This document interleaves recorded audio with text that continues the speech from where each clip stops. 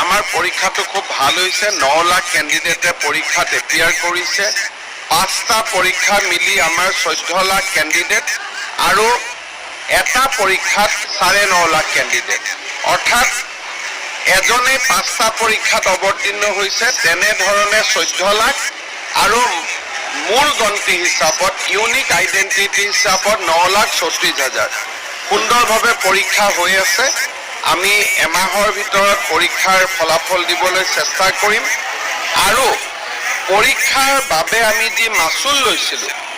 যিসকল অনুত্তীৰ্ণ হ'ব তেওঁলোকক আমি মাচুলবিলাক উভতাই দিম অকল উত্তীৰ্ণসকলৰ মাচুলহে আমি ৰাখিম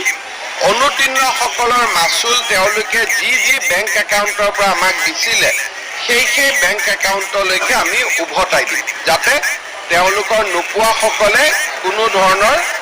মাচুলৰ নামত কোনো টকা খৰচ কৰিব